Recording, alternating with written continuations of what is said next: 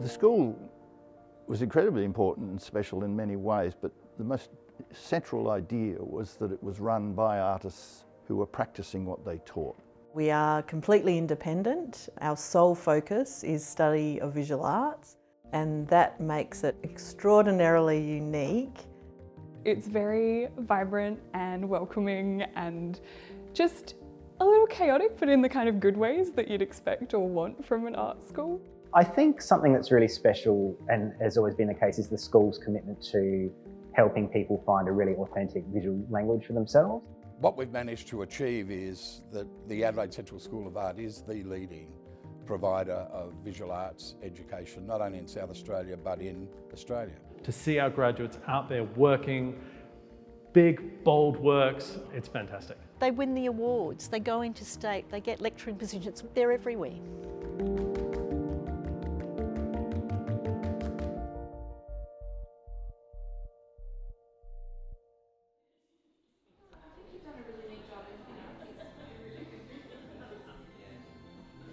I think visual arts education is really important, and I think it's often underestimated in the wider community how significant these things are. It's about ideas, it's about critical thinking and a way of viewing the world. But it also helps you think about new things in ways that you might not have before, which is such a valuable thing, especially living in a contemporary age where often Facebook and the algorithm and whatever always encourages us to kind of go into our little echo chambers, whereas arts education helps you break out of your box a little bit more. The best education I've had about life in general and how to move through it has come from contacting with art and artists and art students, and being able to see things from different perspectives and kind of, enrich empathy. And I think a visual arts education, among other educations, can do that. I think this has a lot of benefits in terms of people being able to understand their lives, but also the ability to tell their own stories.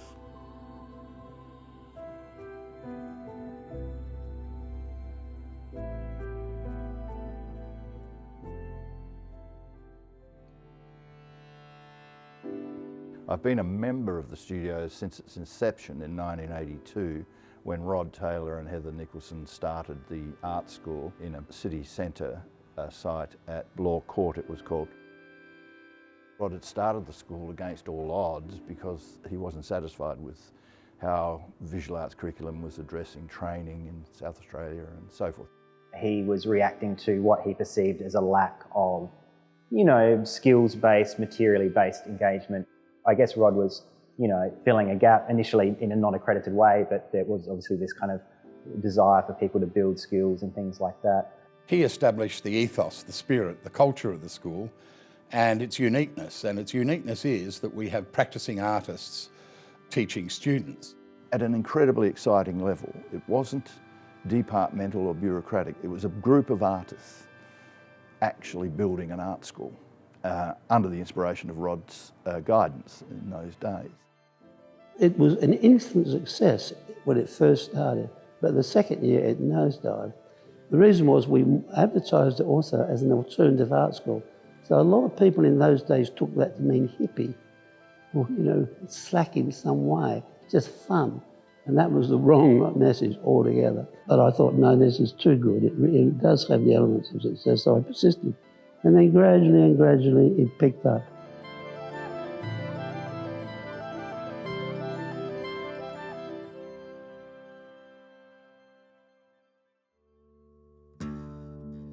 By 1989, we'd settled in Gillies Street in the city centre in the old David Jones wool store. And it was fantastic. We used to throw terrific parties. It was fabulous. We had a belly dancer. It was outrageous and incredibly bad fire-wise, and it was a fire trap, really. We were irresponsible in that sense. We had 3 or 4 Weber kettles fired up on the upper floors. Lanolin impregnated floorboards. Now, if the fire department had seen this going on, they would have shut us down immediately. How we didn't incinerate ourselves is beyond belief. And we did this thing with flamenco dancers. 30 people sat at a damask table, properly set. And of course, flamenco dancing, they slam their feet on the floor and all the pigeon poo dropped through the cracks in the floor into the studios below. It was an absolute scream. But it enhanced the reputation of the school as a boho paradise. So we had lots of parties. It just gave it a sense of fun, and people liked to be in it, if you know what I mean. It was great.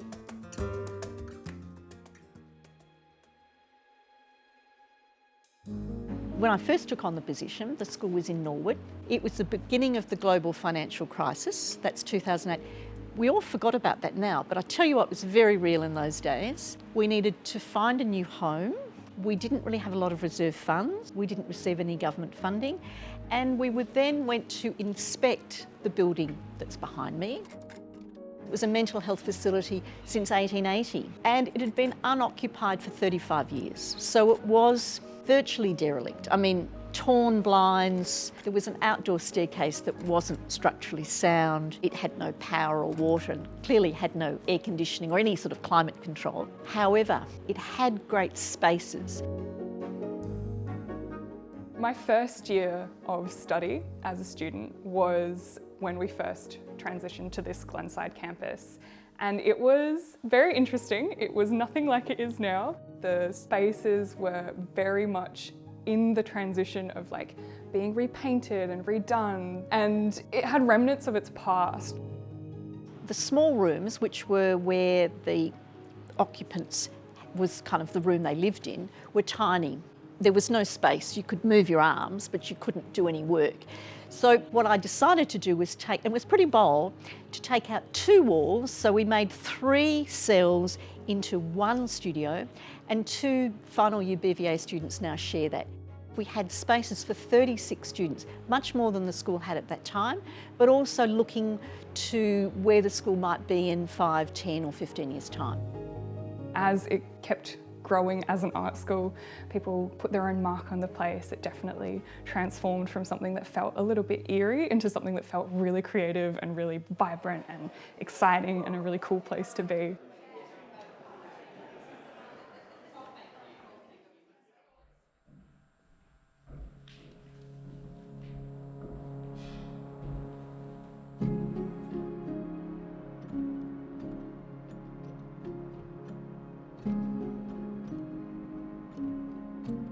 One of the big mistakes when you see there's loads and loads of drawing courses taught all over the world, and with promises like we'll teach you to draw in 10 weeks and whatever, it's impossible.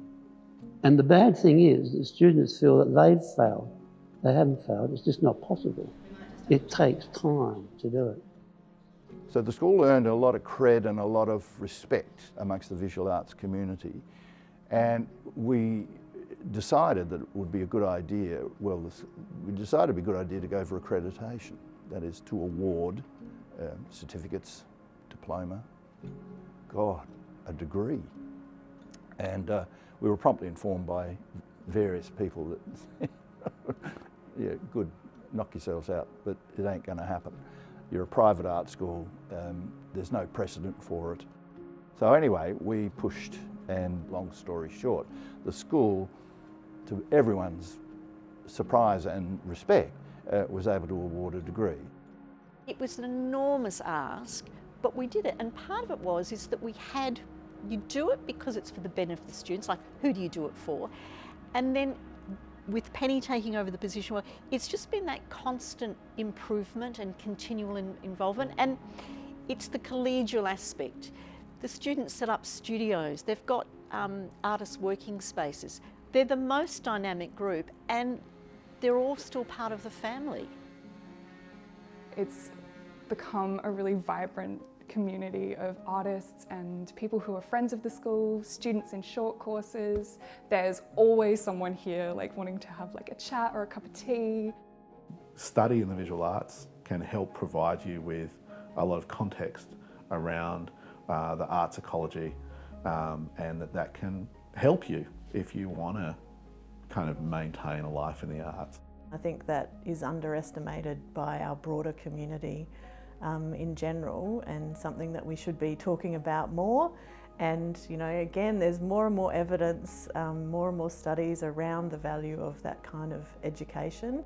The school here provides such a solid foundation for that, as well as being nurturing for all the sort of wonderful things that take place when you leave this environment and you feel hopefully adequately prepared for that journey. And that's certainly how I felt leaving the school from my honours year. I was like, I'm so ready.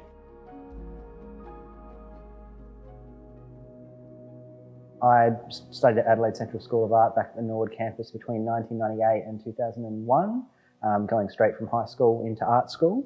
And yeah, I've been teaching here, started initially teaching in sculpture in 2004 and then moved into drawing and doing, kind of supervision of bachelor students and honours students as well. So yeah, I think I was on a course to come to art school maybe since I was about 10 or 12. I felt really strongly that that's what I wanted to do. And I remember being quite seduced by the atmosphere and that environment, and it definitely played up to my youthful ideas about what art school should be like, kind of charcoal dusty and painty and a bit romantic in that way. All my friends went off to university and that felt like a really big sort of scary environment, and my careers teacher said, well, let's go check out this place called Adelaide Central School of Art. I just walked in and I felt like I was home. It's just this really lovely, tight-knit community with really sort of small class sizes, and just seemed like literally like a classic art school where you would learn from artists. There's paint on the floor and on the walls, there's drawings everywhere. Everyone seems really enthusiastic and really engaged with the arts, and it just felt like such a natural fit for me. Like all students, I did a sort of whole range of classes, including printmaking and sculpture and drawing and painting. I definitely thought I was a painter for a lot of my student years. And by the time I hit my honours year, I just couldn't think in paint anymore. And it suddenly kind of clicked for me, like, I think I might be a sculptor. So I just sort of rather awkwardly transitioned at that point and never really looked back. But the school was so nurturing and such a kind of rich environment. Like, no one was pushing me to be a painter or a sculptor. I just sort of found my way to it through my own kind of means, and just realised, like, yeah, this is where I really want to be.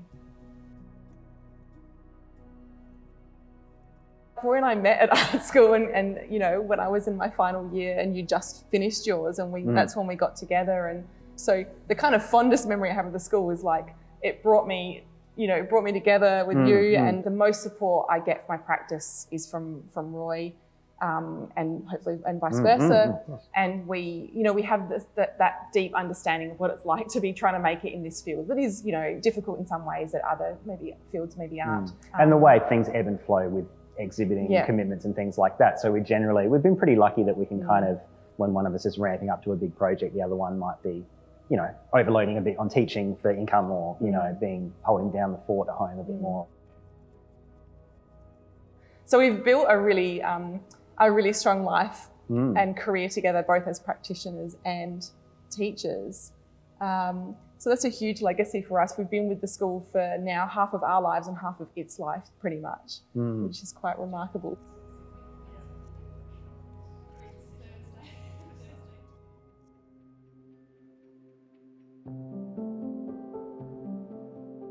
Art is a universal language that is how we share, how we sense the world, and verbal language just doesn't cut it. When an artist exposes their own personal truth, we all sort of take that tap water up from the ground into our own roots. We all sense the truth, and that's how we sense the world around us through visual art. What was most memorable for me about teaching at the school was this sort of shared humanity of the place. There was a lot of trust and a lot of joy in people just from all walks, different walks of life, all different ages, all sharing their own individual truth. And just to walk into that kind of environment where everyone is so sharing an interest about being creative.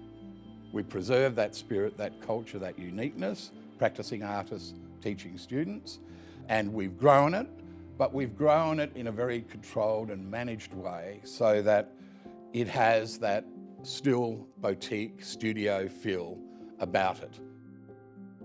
It was a place where people met, it was a place where people discussed ideas.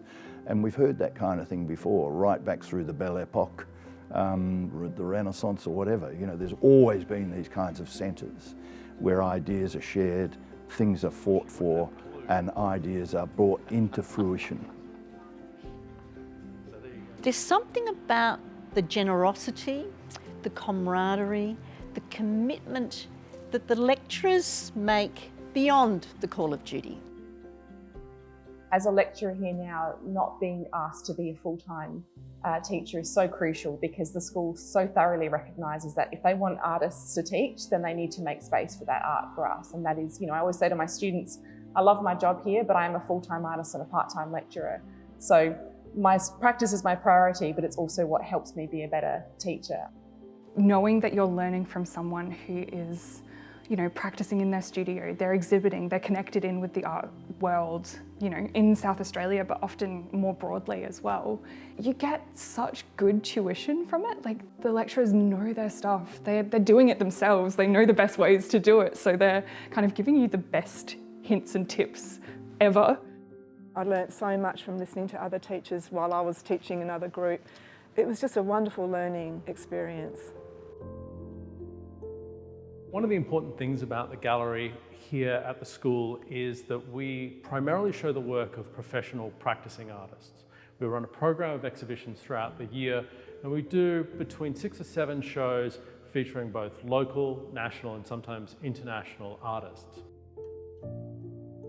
One of the reasons that we have the gallery connected to the school is that we see it as a fundamental and very important component of an arts education, that students should be able to see as much visual art as possible. And we like to make that as easy as we can for them by having a gallery within walking distance of their classes.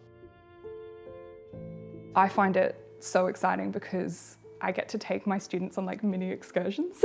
So we walk down from this room down to the gallery, and students from the age of like 13 to probably 80 something we have here at AXA, and they get to see what different artists around Australia are making and how they are making, and the different sort of approaches that can be used in contemporary art. It's really, really beneficial because you find out kind of your own art language from that. Students can come and see the exhibitions, and they will go back into their studios inspired, excited, or even incited by what they see here. They don't need to like it, but if they can respond to it and take inspiration or motivation from what they see in the gallery, that's really important. We only show student work in this space at the grad show at the end of the year, when the entire school gets transformed into a big gallery for all our graduates. For the students, I think the grad show is really like a way for them to see their work and the culmination of what is usually 3 or more years of their degree life, all kind of coming into one space, being shown professionally, being lit, being viewed by the public, and seeing people's interactions with their work, which is what it's like in the art scene, but they get to see it like as students, and they get this really big celebration, which they definitely deserve. They do so, so well. They put in so much time and effort into the art that they make. It's just like a really big supportive community, really encouraging. I've been here for 8 years. Yeah, so it's been a bit of a long haul, but it's been a really pivotal and important life experience. We've all had the same doubts and highs and lows, and it's nice to come together at the end of the year and be able to celebrate all of that hard work and sometimes blood, sweat and tears, and yeah, just have a nice celebration. It is with immense pride that we're here today in our 40th anniversary year to celebrate the graduating class of 2022.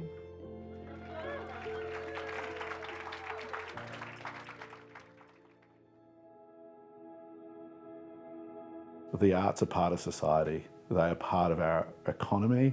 They kind of on a pragmatic level, they are an area where there is jobs and careers, and people do have lives in the arts. When I think about an art career, it's a sustainable engagement with practice over time, which allows for all different types of growth and all different types of kind of development, and allows people to drive their art practice and their careers in whatever direction they want. That can take them anywhere. Beyond graduation, we feel it's really important to support our students however possible. And one of my roles here is finding opportunities for students.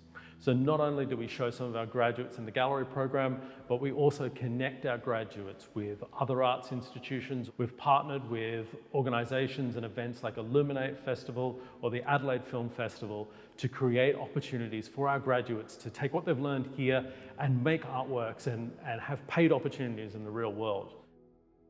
I think in many instances, the idea that school persists is really built around the notion that people really do begin to regard a career in the visual arts as viable. For example, the school boasts, globally, usually the survival rate of graduates in the visual arts is about 2%. So out of every 100 graduates, 2 are working after 10 years. That's not a very good average.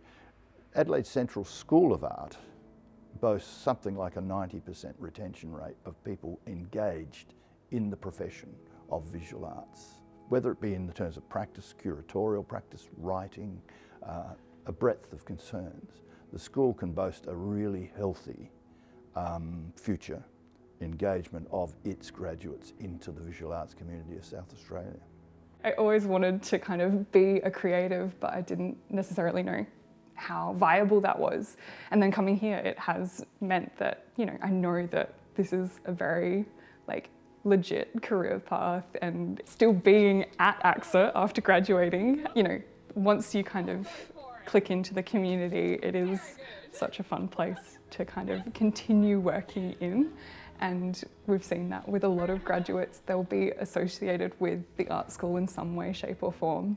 I think, when we look at sort of graduates and fields they've gone into, often they're having a really strong studio practice and exhibiting history and things like that, but that's complemented by things like teaching, arts administration, working in curating, writing, working across other industries like film and set design and things like that. I think that's really special, and I don't think it's something that a lot of other schools devote that much energy to, but we're really interested in seeing our graduates have flourishing careers once they leave here.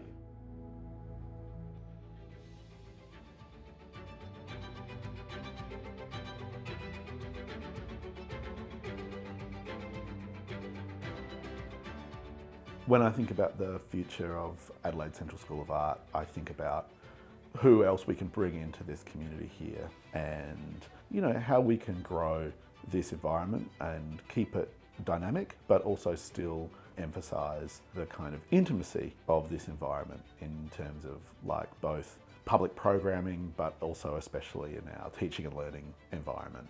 I'm forever hopeful that it'll still be around in 100 years. But that aside, and I'm sure it will be, I think that the future of the school is bound with practicing artists teaching what they do within the realms of a curriculum elegantly written by an academic board and committee and senior lecturers and so forth at the school.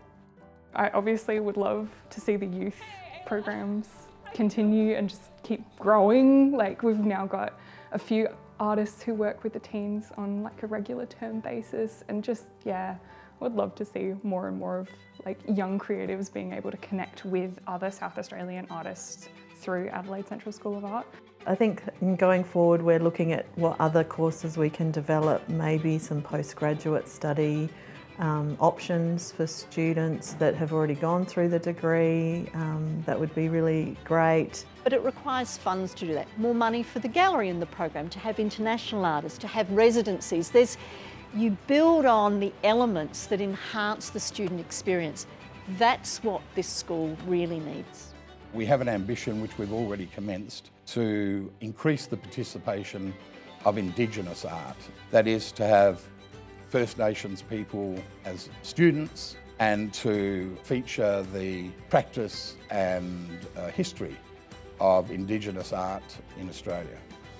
And of course we're looking to develop our studio spaces as well. So there is a heritage building on site that we've got our eye on that we would like to develop to ensure that we can get more practicing artists to this campus from overseas, interstate, that this is a growing community and is always evolving, and we're always getting input from external people and external artists, and that we are part of a global arts community. I hope that AXA really continues long into the future. It's just got such a dynamic, wonderful community building nature about it that I think it's been good for the whole of the South Australian community, not just the artists that practice in it. This is a single focus art school, and all our energies go into creating the best art school we can, and at the end of the day, to produce the best visual artists, people that leave here and can have sustainable careers, people that can leave here and continue with their studies and their practice in the visual arts and feel confident and empowered to do so. It's hard to articulate, but it's certainly a feeling that you get, and even before I worked here it was evident that this place was special.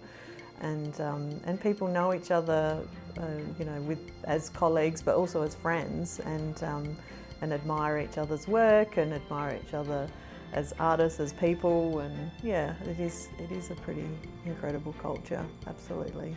I just feel like proud mum, really. You know, it's like all the things that have come together and how things are utilised. I'm very happy. We're very proud of having come this far. It's one of a kind. It's the only one of its kind remaining in the landscape, the education landscape. A lot of our strong friendship groups have come from this, and it's supported a sustainable career for me, which is wonderful. So it's kind of a very broad, fond memory, but it's a big one, a significant one. And if you think about the world and the survival of cultures, the thing that matters more than anything else, apart from personal letters written to each other and so forth, is the arts.